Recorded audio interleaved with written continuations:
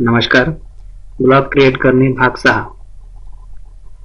याआधी आपण blog create करणे, हेडर ऍड करणे, मूव्हिंग टेक्स्ट बॅनर ऍड करणे, पोस्ट करणे, फोटो स्लाइड शो ऍड करणे, पेजेस क्रिएट करणे, त्यांची लिंक देणे, तसेच पोस्टमध्ये टेबल कसं इन्सर्ट करायचं या गोष्टी पाहिलेल्या आहेत.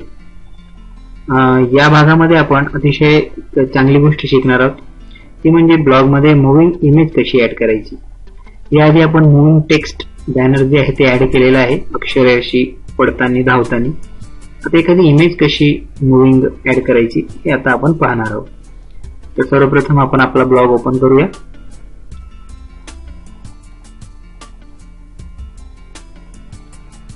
हा आपला ब्लॉग आहे.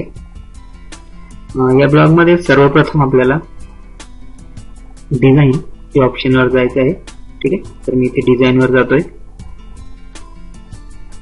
डिझाईन वर गेल्यानंतर लेआउट नेहमीप्रमाणे. Okay, so I am clicking on layout. Layout वर क्लिक केल्यानंतर आपल्याला असं आपलं स्ट्रक्चर ओपन झालेले दिसणार आहे. ठीक आहे, इथे गॅजेट ऍड करूया. Add gadget. ऍड गॅजेट केल्यानंतर आपल्याला सिलेक्शन करायचं आहे HTML आणि जावास्क्रिप्टचं. तर मी याला क्लिक करतोय. क्लिक केल्यानंतर या प्रकारचं ऑप्शन आपल्याला दिसतात. तर जे मोठा बॉक्स आहे यामध्ये आपल्याला एक कोड पेस्ट करायचा आहे. आता तो कोड कसा मिळवायचा हे मी तुम्हाला एक सोप्या पद्धतीने सांगणार आहे. ठीक आहे, याला मी क्लोज करतोय. तर आता आपल्या ब्राउझरमध्ये एक नवीन विंडो ओपन करा आणि इथे URL मध्ये एक सर्च करा, moving image text code for blogger.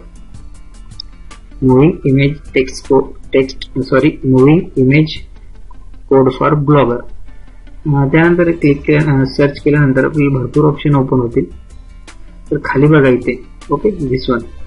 यावर आपल्याला आपण मार्क्युचर जे आहे त्याला ओपन करायचं आहे. तर मी याला ओपन करतोय. ठीक आहे, याला ओपन केल्यानंतर तुम्हाला भरपूर काही कोड दिसतील. इथे खाली खाली आल्यावर इथे बघा, खाली एकदम खाली आल्यावर बघा इथे इमेजेस आहेत आणि ते मुव्हिंग होताना तुम्हाला दिसतील. ठीक आहे, आपण वेट करूया थोड्या वेळ.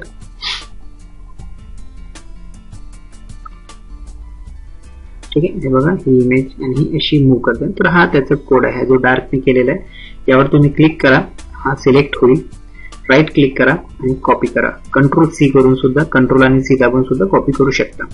आता आपल्या लेआउट वर या आणि इथे ऍड गॅजेट वर क्लिक करा.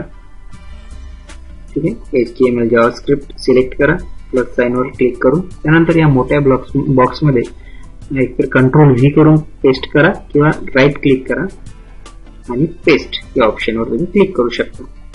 एवढं केल्यानंतर बघून घ्या, असा हा कोड आहे.